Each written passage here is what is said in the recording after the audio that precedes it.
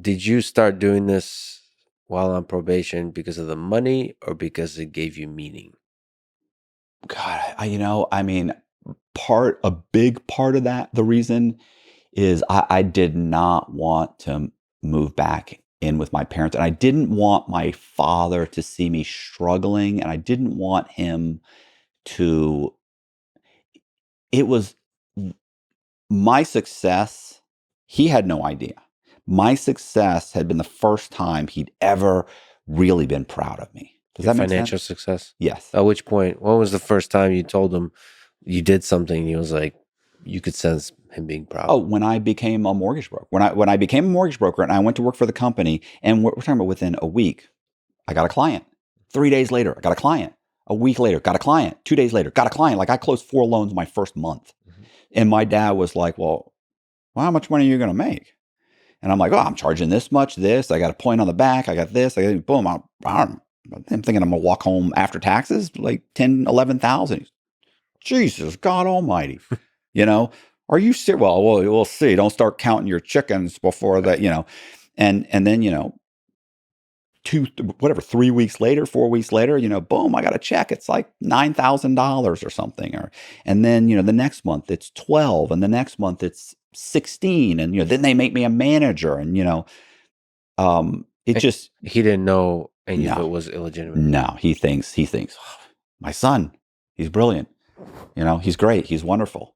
I had, you know, was certainly not proud of me prior to that. But my dad was athletic. He was extremely bright. I mean, brilliant. And I was a kid who had to be put into special schools, who barely graduated high school, who ended up going to college and getting a degree in fine arts because I was never going to be able to get a degree in business. It wasn't going to happen. So when I graduated college, I remember with the degree in fine arts, he said, the best thing you could do with that is maybe you could draw caricatures at Disney World. You know what I'm saying? Which wasn't a compliment, but it wasn't like, hey, you could draw. So yeah, and then I turned around and I tried to go to work for State Farm Insurance, which is who he worked for. He worked for them for like 40 something years. And I failed the aptitude test. So then I went and worked for another insurance company, and I was an insurance adjuster, but I couldn't keep up with the workload. And then I ended up working construction. I'm still barely paying my bills. That's basically where my dad felt like that's you know he was polite to me. We were cordial, but yeah, I wasn't. I think he felt he deserved a better kid. So Well, when you started doing mortgages, that's of when he was of like, course he was "Oh, like, this kid's got something." I'm driving I gotta just pulled in a new car, and I just bought a house that was, 4 or 5 blocks away from his house, from where I grew up, from where he lived at that time, you know, 6 blocks away from where my sister's married to her lawyer husband. Mhm.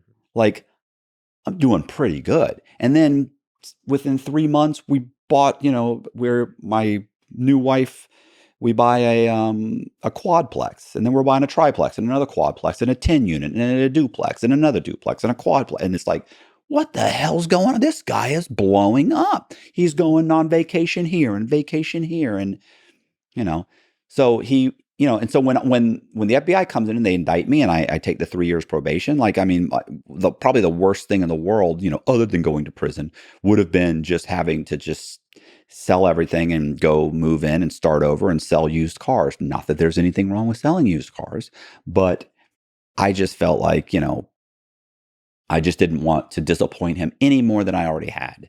So I thought, I'm going to flip houses, and then I'll start maybe a development company. So I'll buy some vacant lots and all this and that. The problem is, these houses I'm buying for 50,000. If I fix them up and sell them, maybe I make 20, 25,000. And then you got to find a qualified borrower. It's very hard to find a qualified borrower that wants to live in Ybor City. Back then, I still think it's rough, but those same houses are going for 300 and 400,000. So, you know, I'm buying houses. I gotta get qualified borrowers. I have to do all the renovations. It's a nightmare. And if I looking back, it's like, okay, well, then you got to bite the bullet. It's just what you have to do. I didn't want to do that. I didn't want to do it, whether it was laziness or I don't know. I just thought I'm good at this. I'm just going to start running a scam. I'm going to figure out how to drive the prices up, buy the houses for 50, record them at 200,000, and then have these synthetic identities, buy all the properties, refinance them, pull out the cash, make 6 months worth of payments, let them all go into foreclosure. And that really, really started working well.